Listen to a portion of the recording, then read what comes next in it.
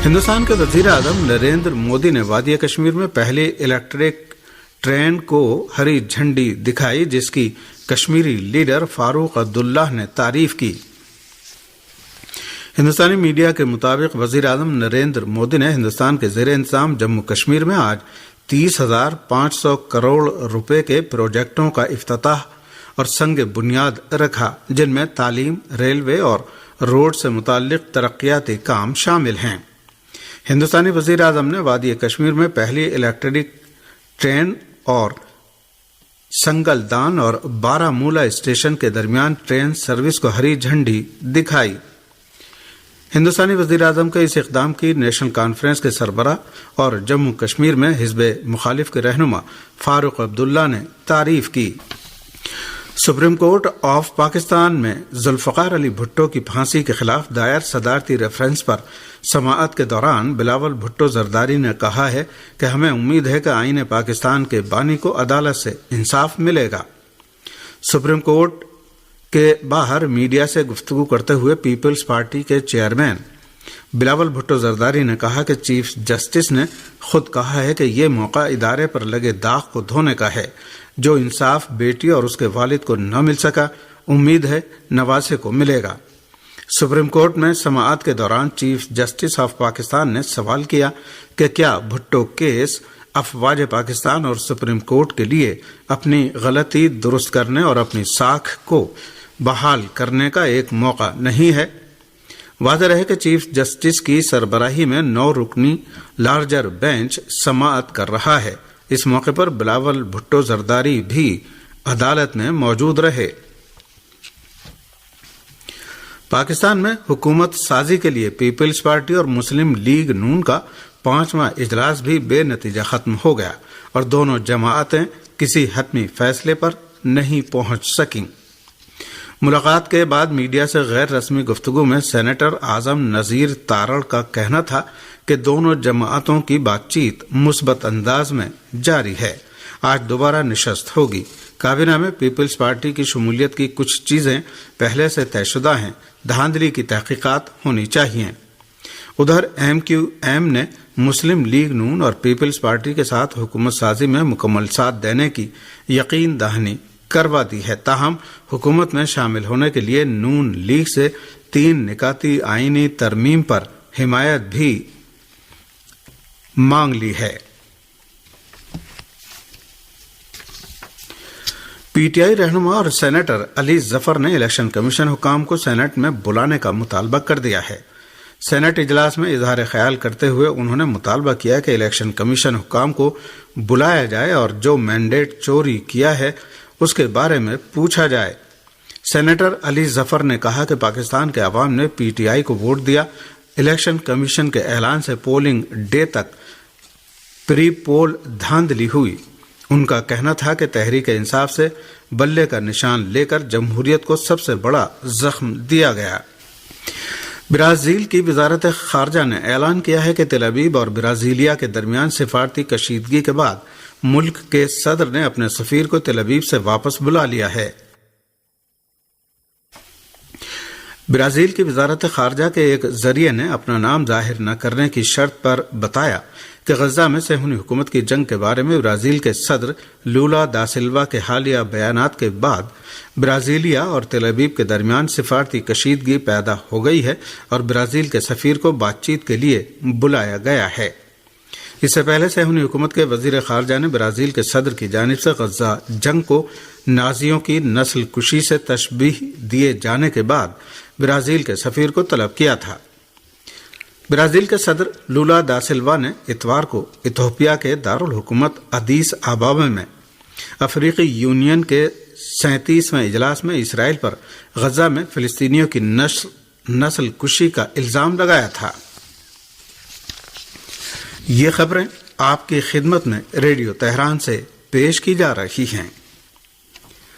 یمنی فوج نے ایک جدید ترین امریکی ڈرون مار گرایا ہے۔ یمنی فوج کے ترجمان یحییٰ سری نے بتایا ہے کہ یمن کے فوجی جوانوں نے امریکہ کا MQ-9 ڈرون طیارہ مار گرایا ہے۔ انہوں نے کہا کہ یمنی فوجیوں نے اس امریکی ڈرون کا اس وقت شکار کیا جب وہ الحدیدہ کی فضاؤں میں جاسوسی کی سرگرمیاں انجام دے رہا تھا۔ دوسری جانب امریکہ نے بھی اپنا ڈرون طیارہ مار گرائے جانے کی تصدیق کر دی ہے۔ ایک امریکی عہدیدار نے اپنا نام ظاہر نہ کرنے کی شرط پر روئٹرز کو بتایا کہ ہم اس بات کی تصدیق کر سکتے ہیں کہ امریکہ کا ایک ڈرون طیارہ یمن کے صوبہ الحدیدہ میں تباہ ہو گیا ہے۔ مذکورہ امریکی عہدیدار کا کہنا ہے کہ امریکی فضائیہ اس سلسلے میں تحقیقات کر رہی ہے۔ اس درمیان اطلاعات ہیں کہ یمنی فوج نے پچھلے 36 گھنٹے کے دوران امریکہ اور برطانیہ کے خلاف بحر احمر اور خلیج عدن میں 4 کارروائیاں انجام دی ہیں۔ یمن کی مسلح افواج کے ترجمان نے ایک بیان میں کہا ہے کہ یمنی فوج نے پچھلے 36 گھنٹوں کے دوران 4 سمندری اور فضائی آپریشن کیے ہیں۔ المسیرہ کی رپورٹ کے مطابق یحییٰ سری نے بتایا کہ خلیج عدن میں سی چیمپئن اور نیویس فارچیونا نامی 2 امریکی بحری جہازوں کو فوجی کارروائیوں کے دوران متعدد میزائلوں سے نشانہ بنایا گیا ہے۔ صہیونی حکومت نے آج بھی غزہ کے مختلف علاقوں پر شدید حملے کر کے کم سے کم 13 فلسطینیوں کو شہید اور 18 دیگر کو زخمی کر دیا ہے۔ صہیونی ہیلی کاپٹروں نے آج بھی شہر غزہ کے مشرقی علاقوں کو اپنے حملوں کا نشانہ بنایا ہے۔ خبروں کے مطابق غزہ کے جنوبی علاقے الزیتون پر شدید بمباری کی۔ صہیونی حکومت کے جنگی طیاروں نے غزہ کے مرکز میں النصیرات کیمپ پر بھی بمباری کی ہے، جس میں متعدد افراد شہید ہو گئے۔ خبری ذرائع نے اسی طرح غزہ میں خان یونس پر بھی صہیونی حکومت کے دوبارہ حملوں کی خبر دی ہے۔ غزہ پر صہیونی حکومت کے مسلسل حملوں کے ساتھ ہی غرب اردن کے بھی علاقوں پر آج صبح غاصب فوجیوں نے شدید حملے کیے ہیں۔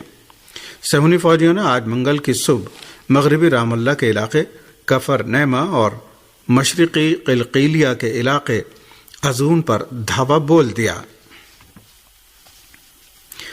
دنی اسنا دسیوں صہیونی انتہا پسندوں نے مصر سے ملحق نیستانہ پاس کے سامنے رکاوٹیں کھڑی کر کے غزہ پٹی کی جانب جانے والے انسان دوستانہ امدادی ٹرکوں کو روک دیا ہے۔ صہیونی حکام بھی بارہا کہہ چکے ہیں کہ وہ غزہ تک ایندھن سمیت کسی طرح کی انسان دوستانہ امداد نہیں پہنچنے دیں گے۔ اس سے پہلے اقوام متحدہ نے اعلان کیا تھا کہ صہیونی حکام امدادی کاروانوں کو غزہ میں داخل ہونے سے روک رہے ہیں اور امدادی کاروانوں کے غزہ تک پہنچنے میں تاخیر مزید انسانوں کی جان خطرے میں پڑنے کا باعث بنے گی۔ صہیونی حکومت کی فوج نے شدید سینسر کے باوجود اپنے ایک اور فوجی کی ہلاکت کا اعتراف کیا ہے۔ الجزیرہ ٹی وی کی رپورٹ کے مطابق صہیونی فوج نے اعلان کیا ہے کہ چھاتا بردار بریگیڈ کا ایک جوان ہلاک ہو گیا ہے۔ صہیونی حکومت کی فوج نے اتوار کو بھی جنوبی غزہ پٹی میں لڑائی کے دوران اپنے ایک افسر اور 3 دیگر فوجیوں کی ہلاکت کا اعلان کیا تھا۔ یہ خبر ایسے وقت میں سامنے آئی ہے کہ کئی صہیونی میڈیا ذرائع اب تک فوجیوں کی ہلاکت سے متعلق خبروں پر سخت سینسر کی طرف اشارہ کر چکے ہیں۔ آزاد ذرائع کا کہنا ہے کہ 7 اکتوبر کے طوفان الاقصی آپریشن اور اس کے بعد غزہ کی جنگ میں بڑی تعداد میں صہیونی فوجی مارے گئے ہیں، لیکن صہیونی حکومت اس سے متعلق خبریں سامنے نہیں آنے دے رہی ہے۔ اقوام متحدہ کے ادارے یونیسیف نے غزہ پٹی میں قحط و بھوک مری بڑھنے اور بچوں کی اموات میں اضافہ ہونے کے بارے میں خبردار کیا ہے۔